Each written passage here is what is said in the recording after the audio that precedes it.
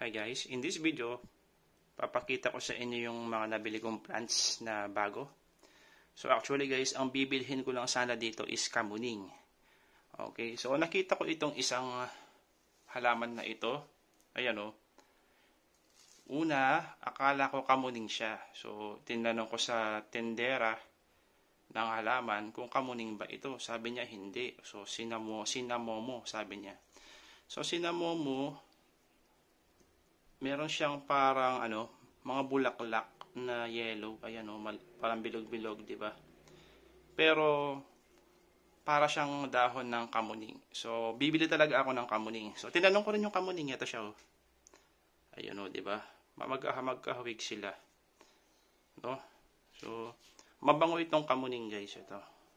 Ito kasi nakikita ko para sa mga mall, sa SM, sa labas, ganyan. Sa mga mall, sa landscape ito itong kamuning na to, ginagawang parang pambakod, ganun, bush, okay. So binili ko na rin itong isa na akala ko kamuning din. So para magkamag-anak sila, di ba? So itong isa is sinamomo. So ito mabango din daw yung bulaklak nito, sabi ng tendera. Oo, tsaka sinearch ko sila sa YouTube, yung sinamomo tsaka yung kamuning. Meron silang Chinese perfume na nakalagay. So ibig sabihin, yung sinamomo, Chinese perfume, tsaka itong kamuning, Chinese perfume din, nakita ko. So magkamag-anak lang sila, di ba?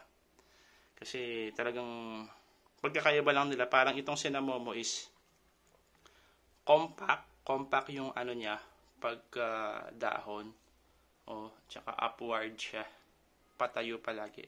So yung case sa kamuning naman, ayan, ganyan siya, humahaba naman siya ng pag ganito yung So ito parang pabilog, pabilog siya, pabilog yung pagkakatubo ng dahon. Pero halos sila, pa-circular yung pagkakatubo. Ito naman para alternate, 'di ba?